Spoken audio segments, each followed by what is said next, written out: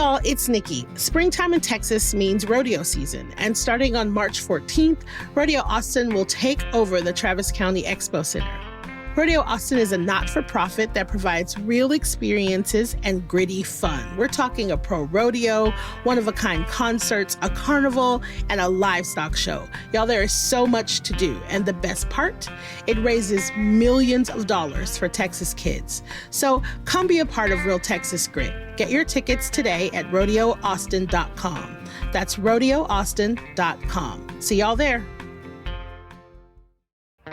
Hey y'all, it's Nikki. I have to tell you about Tecovas boots. I finally have a pair and they're handmade, high quality, stylish, and comfortable.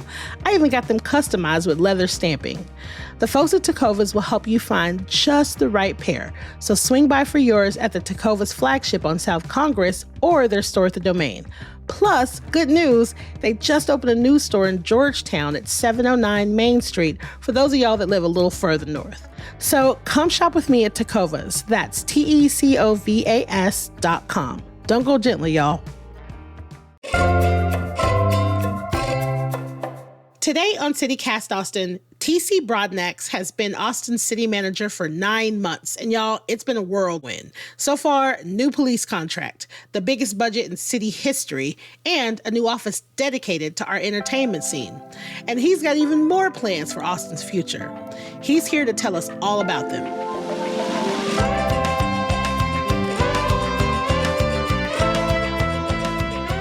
It's Monday, February 24th. I'm Nikki Devon, and this is what Austin's talking about.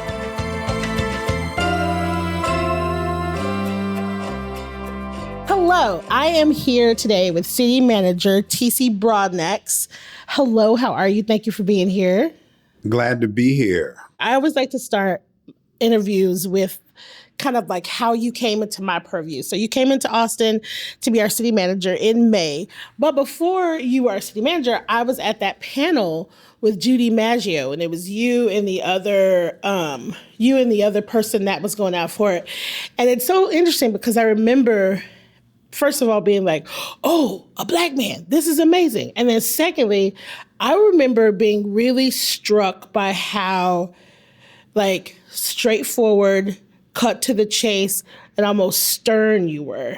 I got really excited for the opportunity of us having, in my brain, someone that came in and was like, okay, now we have some organization, we're gonna do things in a certain way. That's kind of what I was getting from the first time that I saw you. So like, did you feel like you were coming into a city that needed structure? Like the structure needed to be changed, or did I just read that all wrong altogether? No, I don't know if you misread that or if some of that is just my personality. Yeah. I've always been told I'm pretty straightforward and to the point, and I've had to learn over many years to try to manage through that. But I will say my impression of what Austin needed very much was some stability. Yeah. And I think that it had gone through, particularly around management over the last several years, quite a bit of difference between the styles of the managers. And I think if folk had looked at my background, everything they saw during that interview is who I've been, my entire career, not just in Dallas, not just in Tacoma, but all throughout my career. And that's very straightforward and plain speaking. And folk often look to me if there's any confusion to give them the straight story about what is going on, just to make sure that everybody's on the same page. It definitely came across. So since you started, things have been pretty busy. I don't think that you got a runway in. It seemed like you hit the ground running, and sometimes it's been kind of tumultuous. So you passed a budget, signed a police contract, and I mean, honestly, like, it's been kind of amazing that you hit the ground running. So what has it been like for you so far? You're almost a year in. Have you settled in, or do you still feel like you're getting your sea legs?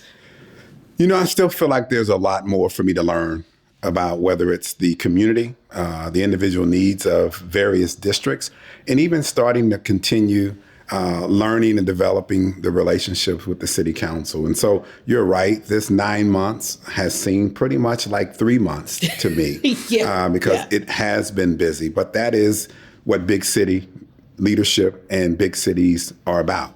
And I think there's never a day off. You're always on, and there's always something to do. And the issues you raised, coming in right at the beginning of and or towards the end, I guess, of budget, really gave me an opportunity to see what I didn't know and what I couldn't see, that I'm looking forward to this upcoming budget season, because I'll get to spend more time with the city council, more time with my employees, as well as more time with the community, understanding, as I've learned the last 8 months, what a lot of their needs are, to really put forward a budget that I think will hopefully be beneficial going forward. But it has been a busy time, but I enjoy it. And that's what I signed up for. And, we are just now hitting our stride when it comes to the types of change, at least from my impression, that my leadership team wants to make on the culture of this city, as well as our engagement with residents and being more responsive. So Austin has a city manager strong form of government, and I don't think that people always know what that means. So does that mean that you get to do whatever you want? Absolutely not. Only in my wildest dreams would that be the case. No, that simply means that I, as the city manager, am responsible for the day-to-day operations, the direct oversight for the departments, whether that's police, fire, EMS, parks, infrastructure, public works. I'm responsible for the employees. I serve as the CEO. If it was a private company, similar to a CEO that has a board, and the city council, inclusive of the mayor, is the board. They set the policy and direction, and it's my job to fulfill their policies and directions and the ordinances of this city. I mean, how many departments does the city have? I mean, we have a huge number of departments that you have to manage, right? Correct. 35 to 40 plus, with 16,000 employees doing the work. So that is quite a big task. That's a big task. So what are your priorities for this year? And how do you involve the city council members in those priorities? Because I guess from an internal perspective of when I used to work here, it seems like kind of everybody's got their own priority and everybody's got their own thing that's super, super important to them. And it can be based on what their constituents tell them. It could be, a myriad of things. How do you help everybody get everybody's input, but also make sure that your priorities for the year are taken care of as well? Sure. I think you attack it from both sides, quite honestly. And so you hit on it. I think if you look at the 10 council districts that we have, they're all different.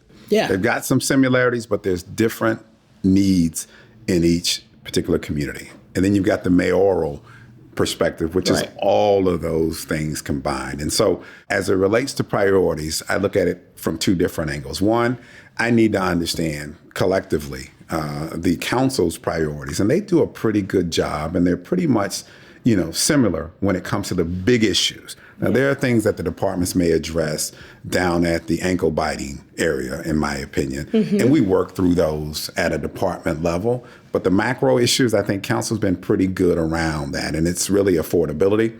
It's housing and land use are their key issues to enhance and create more affordability. Public safety is always a priority of the city council, and how to temper that in some communities versus where there needs to be more of us leaning in and doing more at a collective level in public safety. I think homelessness is an issue, again, whether just the downtown or out in the neighborhoods. I think that creates some challenges and issues. One, because we've got a lot of people in our community that are hurting, and we got to figure out how to make sure we're doing the right things in that system to make sure we can keep people out of homelessness. And if they are, make that very brief and non-recurring when we do it. And so I take my cues from the broader council policy, and those things are pretty, in my mind, pretty clear. They're pretty common across all larger cities. Now, beyond the priorities on those kind of issues, where my focus will be, it will be continually trying to improve the product of the organization. And for me, one of those main products is our customer service and responsiveness. Ensuring that internally we're working together. When you hear the word silo, it's kind of like a chalkboard to me. I don't like to hear that word. So it's removing those kind of internal impediments that keep us from being our best, where we can't even work across departments to actually function, in addition to our responsiveness when it comes to how we engage with the public. And if we're asking people for suggestions or feedback, how do those things show up in what we actually ultimately end up doing or recommending to council as they shape the policy? And then just being an ear to the ground to know when folk don't call, when in some cases they won't, because they don't believe in the systems. How are we, when we're out in the community, doing things in advance that keep them from even having to call us, that are a product that anyone that works for an organization would be proud of as it relates to what we do day to day? And so I'm going to continue to work on the internal workings to make sure we're functioning right, that we can be responsive, that we are prepared. That is what a city manager should be doing, and pushing, whether it's my executives, my assistant city managers, and or my directors, to actually always want to do better and more and never stop pursuing best practice in everything that we do. And so those will be continued. And that kind of refinement is really where I spend a lot of my time, in addition to just doing programmatic things and being responsive to the council. I think the ankle biting stuff, that like day-to-day stuff, cutting trees off of power lines, people parking cars and abandoning them in cul-de-sacs. Like, it's just never ending. It's overwhelming. And it doesn't seem like enough time in the day to even come to help half of the people, right, that want and need help. And I know that when I was here, 311 was a little understaffed. Do you see an increase in staffing in the future to kind of help address just these things, to making sure that we have a more refined response in the way that we handle constituents? Because I feel like maybe more employees might be helpful, but I don't know if that's being too oversimplifying it. No, I don't think so. I mean, I think some of it as well is getting my arms around where staffing levels need to be increased. Right. I think if there was one thing that I learned most about last year, starting in May and going through a budget process, was this term called unmet needs. Yeah. Right? And I had not heard that term, and I've been doing this work for 30 years, because it's my impression that when there is an unmet need, then there is a plan of action and a conversation about it, and a level setting of what that tolerance level is for that unmet need, and a clearly articulated reason for why it's still unmet, and or how we're going to, if it's a priority, advance funding and resourcing it. And I always say you put your money where your mouth is when it comes to, if you say something is important, then it's my obligation as a city manager and a council, obviously, to figure out how we fund it. And you can't do everything. So you've got to make priorities really priorities. And so for me, staffing is one piece. I don't subscribe to the Humpty Dumpty theory of management. And that is all the king's horses and more king's men will solve the problem. Because sometimes it's really about systems. Yeah. And so you mentioned 311. There's a lot to be said about what folk get frustrated with that system. You call in a complaint, we get the complaint. We go out, look at it, and fix it, and or the wrong department gets the message, and you hand it off to another. Well, from the public side, you see it closed out. You're still driving by whatever that issue is, and it's still there, and you're wondering what is going on. And so a lot of resources are wasted, because now you're calling us, we're answering your call again. If we just fix the system and actually could do the handoff better, and or the functionality of the system itself allowed for a behind the scenes transition, and you don't care who does the fixing of whatever it is you called, as long as it gets done. I'm saying our systems need to work better, and our handoff. So there's a lot to be desired, but there are a lot of needs out there. And if you imagine 980,000 residents, it's never going to stop. The issue is, once you fix something, once you see something's an issue in whatever neighborhood it is, you have to assume a similarly situated neighborhood has the same kind of concern. So if you're a department out there doing something, then maybe you need to be out there roving and figuring out if those same things are showing up. And again, fixing them before someone complains about it. The responsiveness, as well as just the reactive nature of a lot of the things we do here, and or we go to where the heat map sends us because that's where the complaints are filed, we're never going to get at the areas that really need the help. Because like I said before, some folk have given up calling because they don't believe the system works for them. Because that same broken down vehicle has been sitting there for 3 months and no one's come to address it. Now that's a problem, I believe, with us. Because if I'm a code officer, if I'm anybody that works for the city and I see something that's not right, should be my obligation to connect with someone to say, hey, there's something that's not right here. Can you send this department? If I'm a code officer and it's my beat, so to speak, Yeah. I should be taking pride to make sure I've got the most responsive and clean area in the city. Shouldn't take a phone call if I'm doing what I'm supposed to do. But I'm just a city manager. I'm not a code officer. And so I never have been one. And they would tell me it ain't that simple, Mr. City Manager. But in my mind, that's how it should work. That's the continued refinement of the operation that I'm seeking from the leadership level all the way down to it's gotta matter, no matter who you are, what my role is and the impact that I'm having on the community is. And then what am I going to do about it day to day? See a need, fill a need. Yeah. Yeah. I like it. So you said that affordable housing and addressing homelessness are two of your priorities. I want to know from your view, what makes those two things so challenging for Austin specifically? One, I think the pace and speed at which the affordability issue happened here.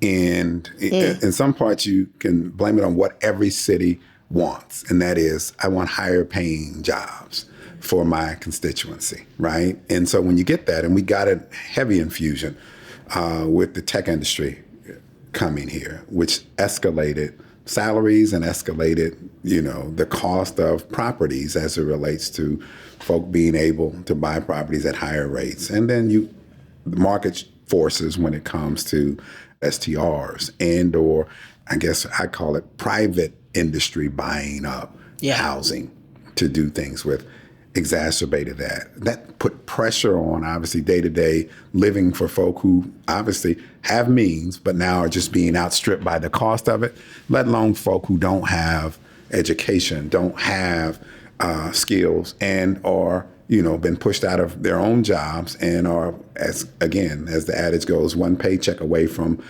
not having shelter. And so you got a lot of that going on at the same time that we've got some of our long-term, hard to house people for various issues and reasons out living on our streets. We got a lot of resources being poured into, whether it's even just bond allocations to support creating affordable housing. We're still behind the curve, whether multifamily or single family. And we're pushing and we're putting out, we spent $121 million this year and gave that out for affordability. But our homeless systems, got a lot of people doing a lot of great work. We're spending quite a bit of money. We still have to figure out, though, what the blueprint is, what our game plan is collectively to not just be stepping over and duplicating effort. And I think between the county and the city, we got to get together and figure out where all our resources are going and who's actually doing what, and working with the folk out there doing and touching the people to make sure that we've got the right systems in place and spending the money the right way to have the benefit. And so we're still working through that. I think there are some things we can do better collectively. And I think, between our Office of Homeless Strategies, we're beginning to double down on better understanding and working with our continuum of care provider to make sure that the resources that they say we need are going to the right places, and we're putting people in positions to be better and get better when it comes to the type of housing we're putting them in. Because some folk aren't ready for certain levels of housing, and we've got to know that. And I think our wraparound services have been great. And I think we bought, whether it's hotels, we've got affordable permanent supportive housing being built.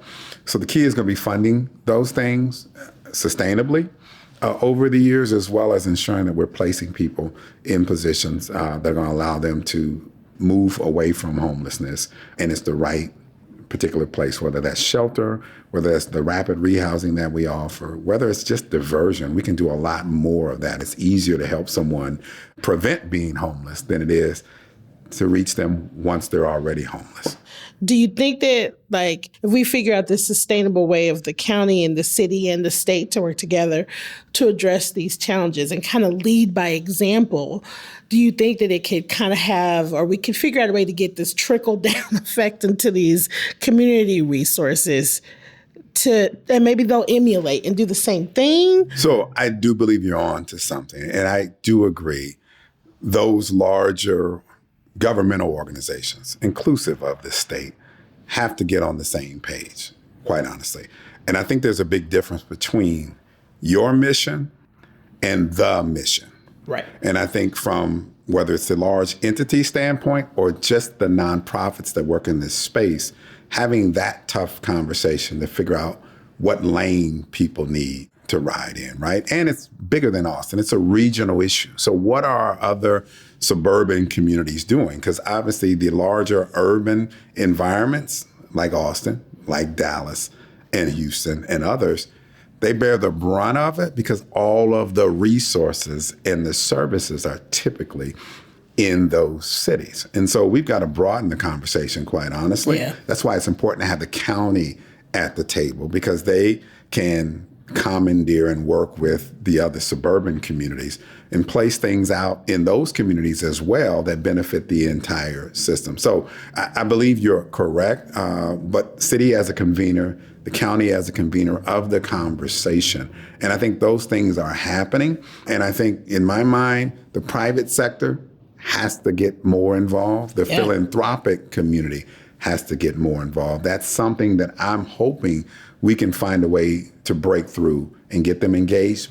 But I think they only become interested when they see the other side of it. And that is, if we do this along with you, here's what we can expect as results. And until you get a game plan that is going to be measurable, that you can see the other side of, I think we're still going to be lagging in that department. And I think those kind of dollars, quite honestly, I've seen it in Dallas work, where the private sector dollars and the philanthropic dollars, they can be spent on things that directly connect into what the market is concerned about, right, that the public dollars can't be utilized for. And so we've got to find a way to bring those two resources together to do the kind of things, whether it's the issue around placing holds and additional deposits in places for those hard to house people, whether it's the hold fees that allow for you to be continually, as a private owner of apartments and others, ensuring that you don't have gaps with people that you're waiting on dollars to show up and other folk are jumping in front. So if we had a place and dollars and resources to hold units, we could move people in and out of those units namelessly, just based on who's holding the master leases. And so there's a lot more that we can be doing at a scale level and not the individual nonprofit level that actually lends itself, one, to more credibility with the private sector, but also will allow them to feel as though they're active partners in solving the problem with us. And so again, I'm excited about what next year will bring and how these partnerships will grow, but we definitely need all pieces, public, private, and philanthropic, to do that kind of work, because it's going to take all those hands being stacked together to actually have an impact on the people suffering the most in our community.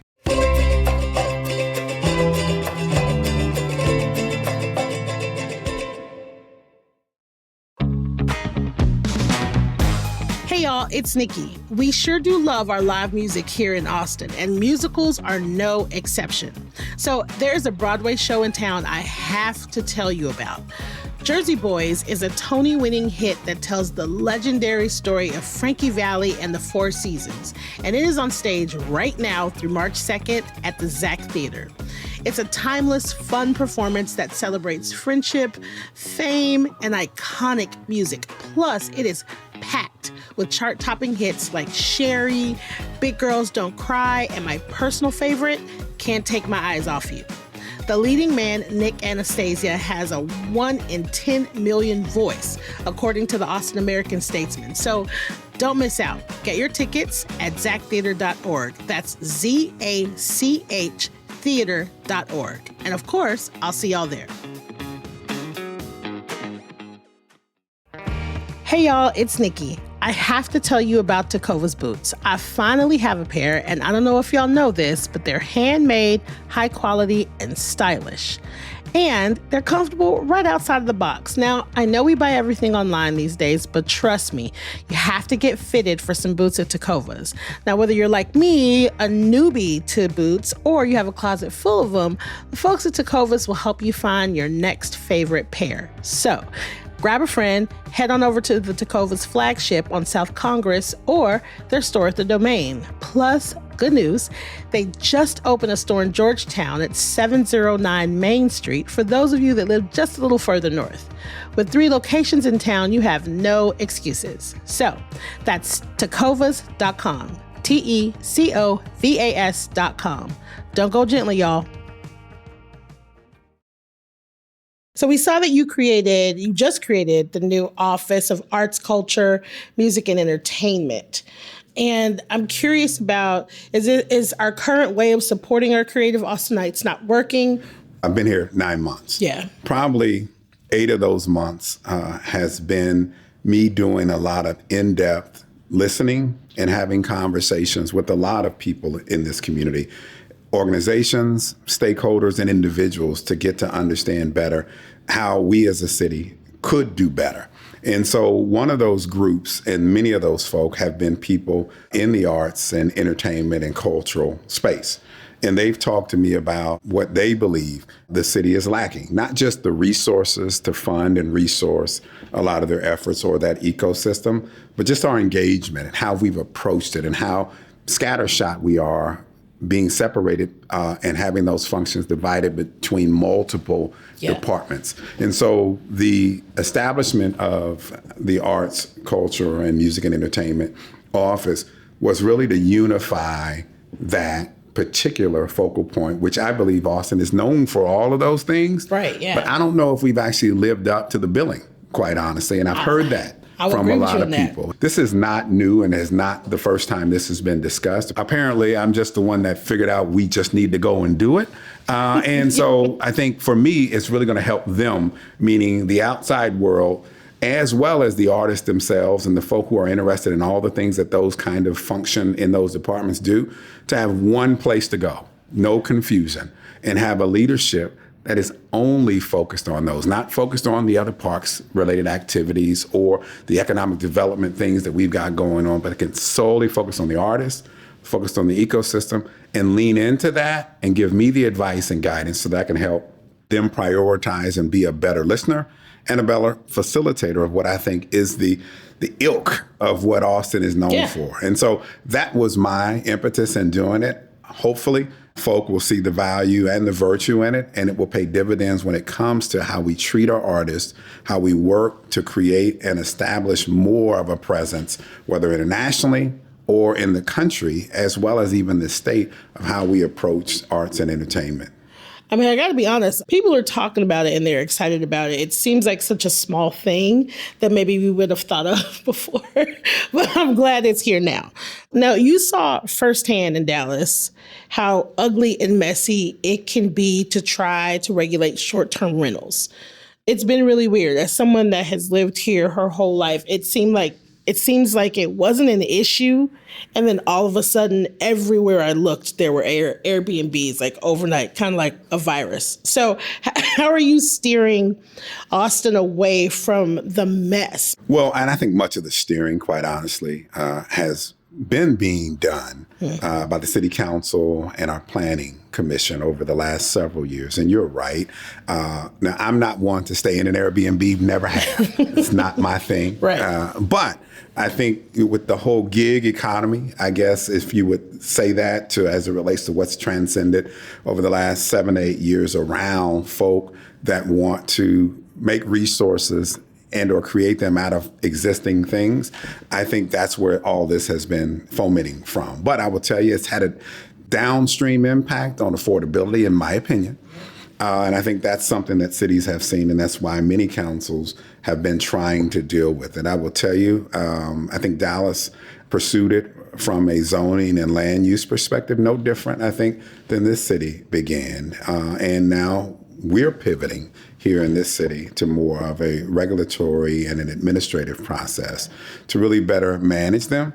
And I think that's the right thing to do. But I know our staff are geared to try to be more responsive to the nuisances that it may cause in neighborhoods and the changing character that many of the Airbnbs are having in our single family neighborhoods. And that's really the biggest trouble point, I believe, where you hear the most consternation is what it's doing to individuals in the neighborhoods and their quality of life. And so I think we're trying to be responsive to that. And I think we're approaching it, I believe, in the right way, regardless of, where we are with state rules and laws, which will surely be changing, but I think we're striking the right chord, so to speak. And I'm hopeful that the improvements we're going to make on our process, the regulatory side of it, and some of the requirements we're going to place on some of the Airbnb owners will reap the benefits that we believe will help us manage them in our single family neighborhoods.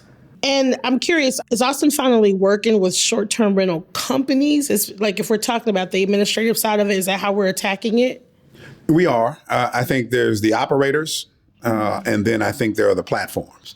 And so we've been in constant communication with the platforms, whether it's around how we can collect our hotel occupancy taxes better from them, how we can regulate along with them the bad actors, to delist them if in fact they're not doing the things in accordance with the licensing that we're trying to put forward, as well as just some of the requirements to make sure that it's visible that they've got licenses and things of that nature. So we've been trying to make sure that we're in lockstep as much as we can be with the platforms, which are the biggest contributors to helping us, quite honestly, but also putting more responsibility on the owner. So yes, that's something we've been doing across the board, whether it's the individual owners and or the platforms, to make sure that we've got a good foot forward when it comes to how we're going to regulate them. Now, for a while, we pretended in Austin that we were never going to grow up, never going to grow or get bigger, and look the other way. We didn't want the growth to come. The growth came. I always tell this story about how the first thing that I ever voted on was the first iteration of the light rail, because I was so excited. And I was like, we getting a train? I was so excited. And nobody wanted it. Everybody was like, no, we don't do that here. We're way too small. And now here we are.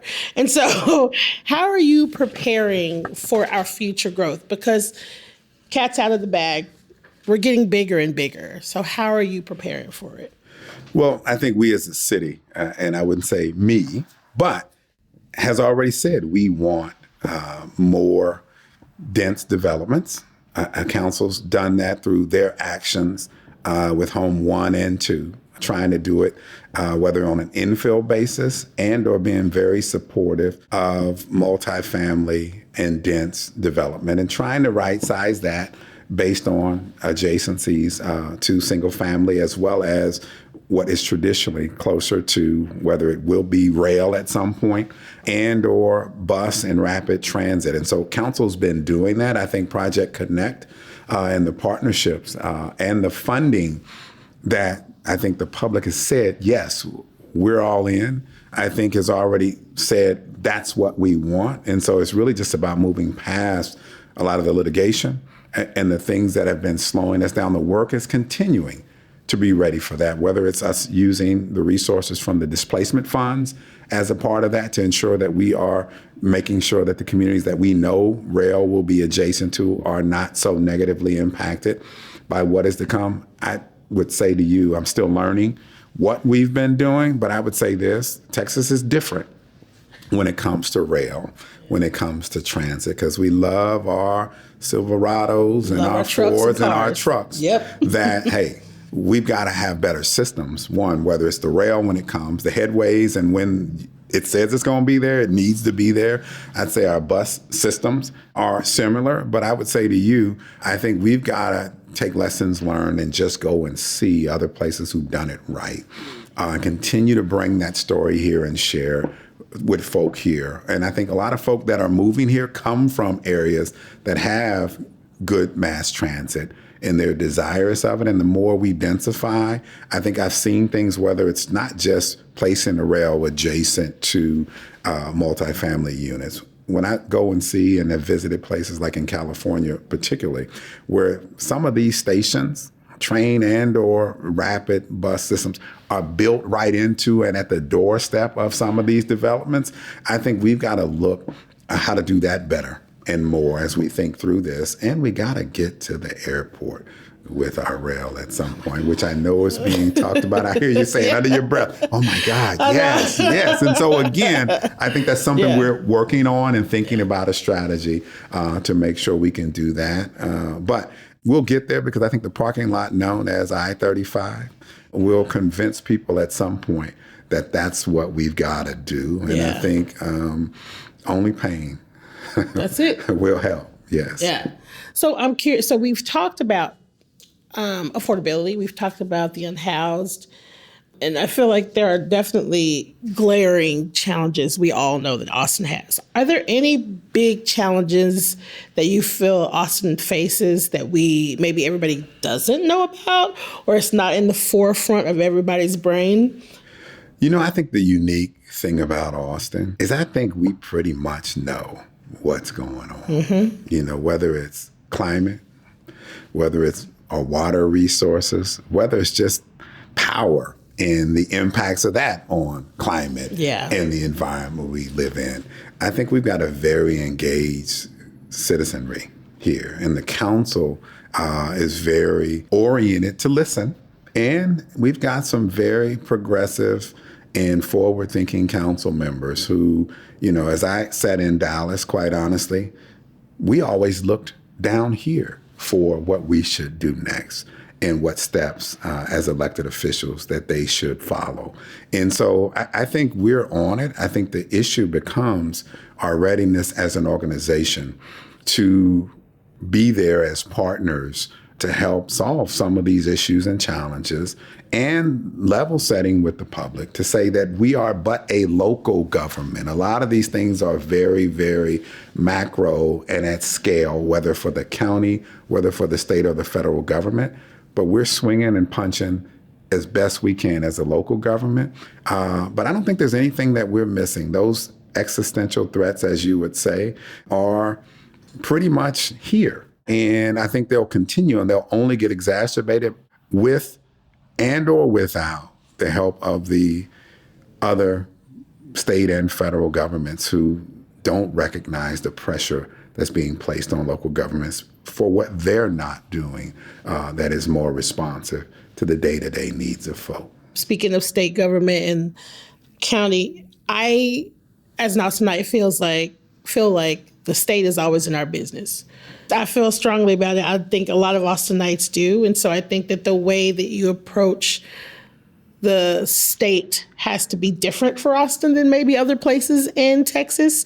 So what is your approach to the legislative session that's now underway? Are you bracing yourself for shenanigans, or are you not even thinking about it? Is it not on your radar? Nikki, you're trying to get me in trouble, aren't you? You know what? I would say this. I understand that Austin and the state government has had a pretty interesting relationship. And that was one of the things that was top of mind to me as I transitioned here from Dallas, being closer to the fire, so to speak. Yeah. I think we are blessed and fortunate, one, to have a great delegation here at the representative level and the senator level that will listen to us. I think our mayor and our council have good relationships, and we've got a highly functioning intergovernmental relations team. And so me as a manager, I'm focused on the day-to-day. We are being mindful and watchful of all the bills that are being presented and or that may likely pass. And we will navigate, as I've said, through and around those things and continue to focus on the priorities of the residents here the best we can until we're told we can't. And then we'll figure out how we can as a result of what we're told we can't. Because Austin's going to be Austin. We've got to be more strategic in our conversations. You don't have to spike the ball in the end zone after you score to actually be relevant. And I think we're taking, at least in this session, a more strategic viewpoint and continually trying to preserve our local government authority and power to actually do the things that matter to our residents and share with the state and federal government, if need be, where those things clash. Yeah. And so, I'm hopeful, looking forward to the session being over so that we can continually focus on the things that matter to Austinites. Yeah. So I want to know from my own personal, I like to hear from the horse's mouth. There's not a better way for me to say that. I like to hear straight from the source. So you resigned as city manager in Dallas last February, and then you were announced as new city manager here in April. And we saw reports that you resigned over tension with you and the Dallas mayor. But were you already in the process of interviewing when you resigned? Because that, to me, it feels like your eyes were just set on big greener pasture. Like, you know what I mean? Like the timeline to me feels like an opportunity came up and you're like, I'm interested in that opportunity. But I think that there are all these rumors swirling around about there being some big thing that happened. Well, appreciate the question. And, I thought a pretty wonderful job in Dallas. Actually, it was one of the career opportunities that I sought right out of graduate school. I had my eyes on coming back and leading that city. And so I got the opportunity to do that in 2017 and spent 7 years there, up and down 7 years, relationships with new council members, new mayors, some good and some not so good. And so I won't dwell on those. I will tell you the opportunity here, I think, one, it took a long time coming. I think it was several years in the making. But I would say this, it was the right time for me to leave Dallas. And when I resigned not knowing whether or not, one, I was going to even apply for the City of Austin job and or get it, because there's nothing guaranteed in the world of city management. And I was blessed to get an opportunity to interview the council, meet this community, and then be selected here. And I'm glad to be the city manager of the City of Austin. And so any city manager worth their salt would probably agree with this statement. You are not promised your next city manager job, particularly a job as big and awesome as managing the state capitol. I'm hoping that speaks to my talent, and it speaks to what the city needs and wanted at the time. And I'm hopeful that my career, as short or as long as it is, will benefit the residents of this city. I think it will. I'm glad to be here. I'm glad to have a great working relationship with the mayor. I'm glad to have a great working relationship with the city council. And I got an amazing team, from executives all the way down to the person who turns the lights off in the evening. And so blessed to be here. There may have been a lot of things swirling around my exit from Dallas, but I would say this. Some folk don't like to see other folk succeed. There it is.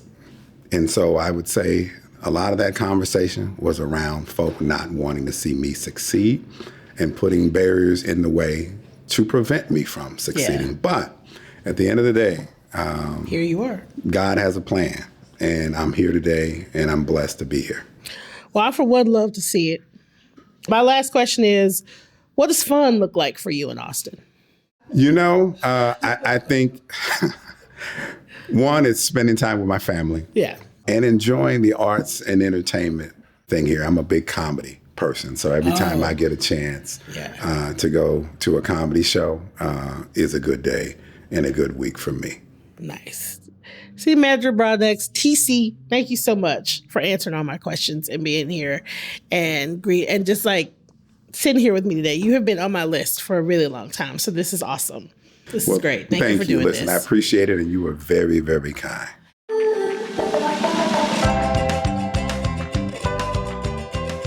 That's all for today here on CityCast Austin. You can find links to TC's website in our show notes. If you enjoyed the show, why not tell a friend, rate the show, leave us a review, and subscribe to our Hey Austin newsletter. We'll be back tomorrow morning with more news from around the city. Bye, y'all.